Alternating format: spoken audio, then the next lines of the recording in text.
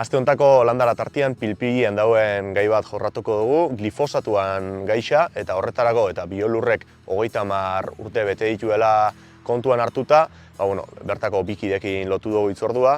Gai honen inguruan ez dakigunak kontaiteko eta gizartean zein eragin dakon jakiteko. Mirene Begiristain eta Leire Ibarretxe. Kaixo, egunon. Egunon. Esan dut, glifosatuan gaixa izango dugu izpide, gaurko landara tartean. Azaldu, Mirene, zer da glifosatua? Leire, zer da glifosatua? Glifosatua da herbizida kapazitatea daukan materia aktibo bat, printzipio aktibo bat.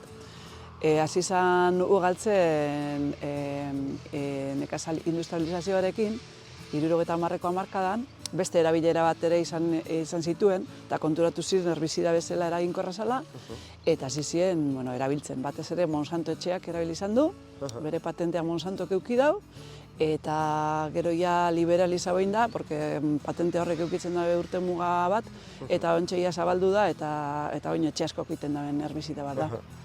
Europar Batasunak 10 urtez luzatu daubean erabilpena, hori da pilpilian dagoen gaixa eta hori da polemika hori sortu dauena. Zertarako erabiltzen da glifosatua eta zeatik sortzen da olako polemikia?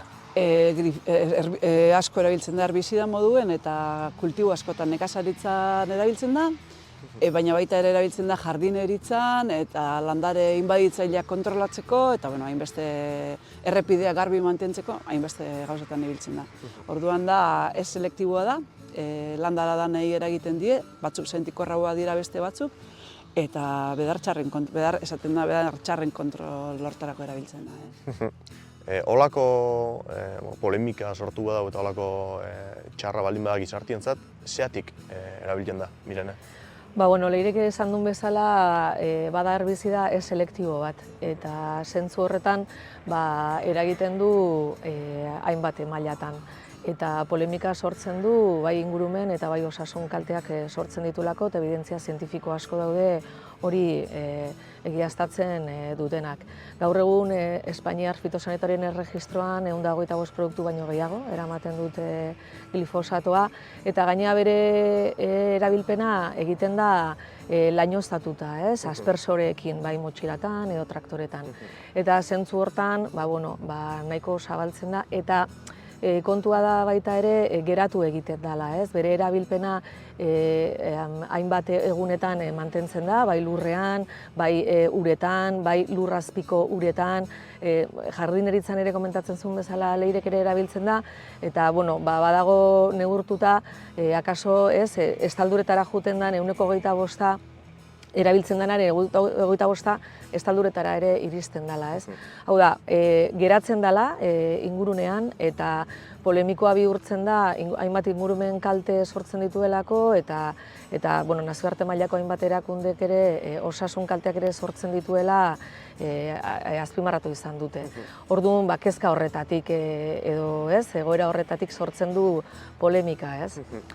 Lurrien bai, landaratan bai, gizakixengan eraginik izan aldau glifosatuak?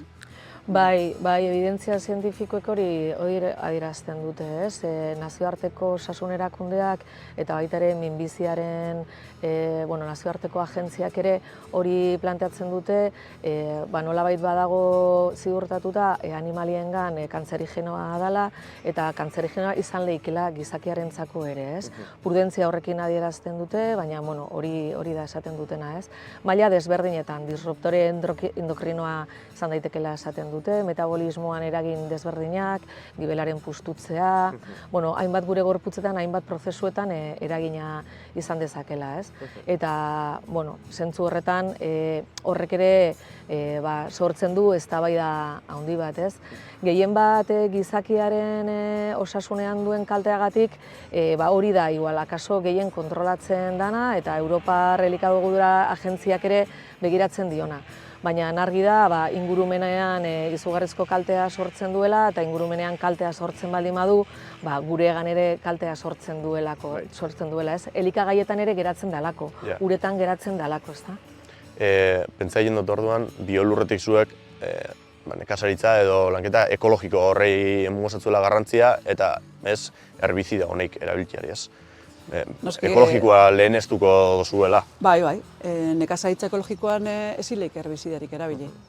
Ezileik sintesi kimikotik eratorritako sustantzirik erabili. Ordua, alde hortatik beste tresna batzuek lantzen ditugu, eta batez ere esango genuke dela gure errealitatean nahiko dimensio txikiak zela diren, adibidez baratze zaintzan, fruta zaintzan nahiko dimensio txikiak direnez, eskulanak garrantzia handia hartzen dugu. Baina baita be, gero eta gehiago mekanizazioak, apero diferentiak, traktori lanak egiten dira, baina apero diferenteak erantzita, eskulan hori arintzeko, ez? Lana kentze aldera erabiltzen dira holago produktuak eta beste gauza batzuk leheneztu bideala defendaketan dozu zuen, ez? Bai, zalantzari gabe irizpide ekonomikoak eta logikoa da baita ere, ez? Sektorea bideragarri izan behar duelako, horrei garrantzia ematea. Baina badaude bestelako ondorioak, ez? Bai lurzoruan dagoen emankortasunari eragiten diolako, xixariak galtzen dira adibidez, edo glifosatoa erabiltzen diran eremuetan hegazti gutxiago daude, tximeleta gutxiago daude, baita ere eragina dauka uretan, ez? Eta hor dauden mikroorganismoetan ere eragina dauka. Hau da, planteamentua izan behar duela integrala, ez? Zer erabiltzen dugun zentzu hortan. Eta, zerbitzu ekosistemikoak kontutan hartzea, ez? Nekazaritzan badibidez, ustea bestelako belarrak polinizatzaileak ere erakartzen ditu. Esaten da, glifosatoren erabilpenagatik, polinizatzaileak koloreak desberdintzeko gaitasuna galtzen dutela. Hortaz, ikusten duguna da, ez dela neutroa, ez? Egiten ditugun jarduerak eta irizpide ekonomikoak soilik kontutan hartzia.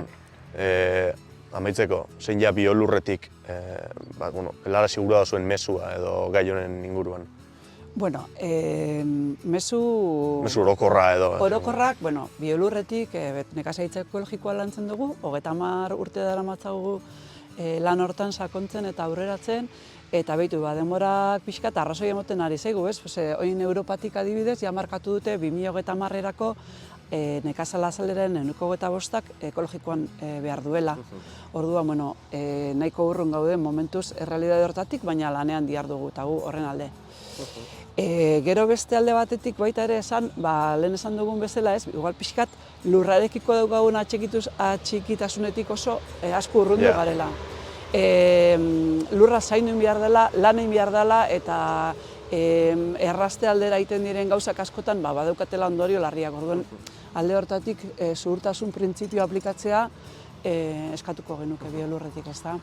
Eta, azkenik... Bai, eta horrekin batera, elikadura osasuntzu baten aldeko apostua egitea, eta elikadura osasuntzu hori danen eskura egotea, ez? Glifosatoa azkenean elikagaieretara ere iristen da, baina elikadura osasuntzu bat ere danon eskura egon behar duela, ez? Ordu, nekazaritzaren ekologikoaren ekoizpena eta nekazaritza ekologikoaren konsumoa nola baitez, hor dagoela, ez? Etorkizuna, eta posible dela hori egitea, ez?